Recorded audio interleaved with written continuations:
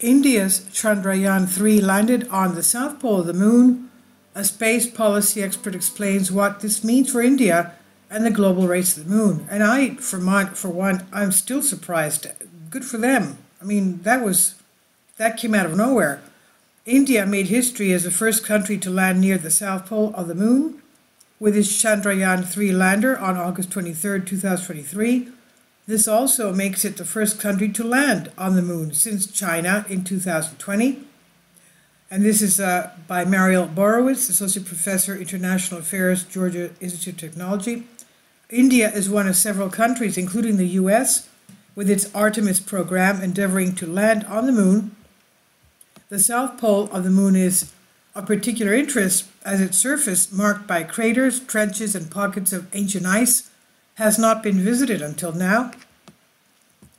And the conversation, US asked International Affairs expert Mariel Borowitz about the moon's landing implications for both science and the global community. Why are countries like India looking to go to the moon? Countries are interested in going to the moon because it can inspire people, test the limits of human technical capabilities, and allow us to discover more about our solar system. But the next thing I'm going to dwell in after this video is who can claim areas of the moon according to Earth's international laws for mining and things like that. Now, the moon has a historic and cultural significance that really seems to resonate with people. And anyone in the world can look up at the night sky, see the moon, and understand how amazing it is that a spacecraft built by humans is roaming around on that surface. The moon also presents a unique opportunity to engage in both international cooperation and competition in a peaceful but highly visible way. In fact, so many nations, the United States, Russia, China, India, Israel, and even commercial entities are interested in landing on the moon, means that there are many opportunities to forge new partnerships. These partnerships could allow nations to do more in space by pooling resources, and they could encourage more peaceful cooperation here on Earth by connecting individual researchers and organizations. There are some people who also believe that exploration of the moon can provide economic benefits in the near term, and this might include the emergence of startup companies working on space technology and contributing to these missions. India has seen a surge in space startups recently, and I'm sure there's going to be a lot more after this successful landing. Eventually, the moon may provide economic benefits based on the natural resources that can be found there, such as water, helium-3, and rare earth elements. Are we seeing new global interest in space? Over the last few decades, we've seen a significant increase in the number of nations involved in space activity. This is very apparent when it comes to satellites that collect imagery or data about the Earth, for example. More than 60 nations have been involved in these types of satellite missions, and now we're seeing this trend expand to space exploration, and particularly the moon. In some ways, the interest in the moon is driven by similar goals as in the first space race in the 1960s, demonstrating technological capabilities and inspiring young people and the general public. However, this time, it's not just two superpowers competing in the race. Now we have many participants, and while there is still a competitive element, there is also an opportunity for cooperation and forging new international partnerships to explore space.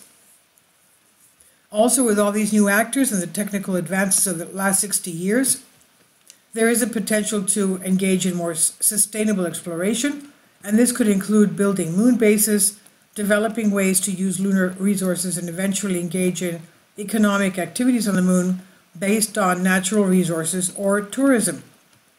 How does India's mission compare with moon missions in other countries?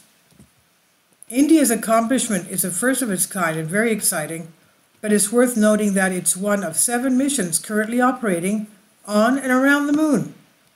In addition to India's Chandrayaan-3 rover near the South Pole, there's also South Korea's Pathfinder lunar orbiter, which is studying the moon's surface to identify future landing sites. The NASA-funded Capstone spacecraft, which was developed by the space startup company and NASA's Lunar Reconnaissance Orbiter. The Capstone craft is studying the stability of a unique orbit around the moon, and the Lunar Reconnaissance Orbiter is collecting data about the moon and mapping sites for future missions. Also, while India's Chandrayaan-2 rover crashed, the accompanying orbiter is still operational. China's Chang'e 4 and Chang'e 5 landers are still operating on the moon as well. Other nations and commercial entities are working to join in. Russia's Luna 25 mission crashed into the moon 3 days before India's Chandrayaan-3 landed, but the fact that Russia developed the rover and got so close is still a significant achievement.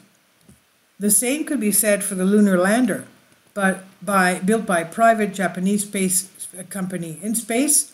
The lander crashed into the moon in April 2023. Why choose to explore the south pole of the moon? The south pole of the moon is the area where nations are focused for future exploration.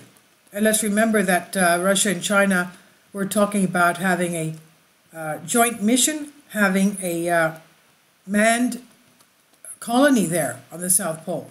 Now, all of NASA's 13 candidate landing locations for the Artemis program are located near the South Pole.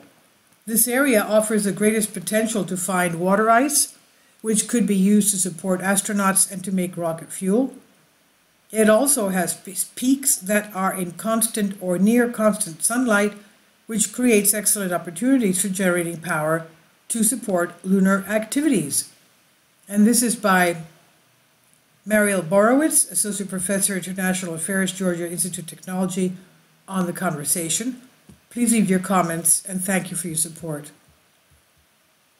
My Patreon account. The daily posts are 5 videos daily, and they are totally different from what I have on my YouTube channel. Thank you so much for your support and that you find all my content so interesting. You'll find the Patreon account details in the description box below.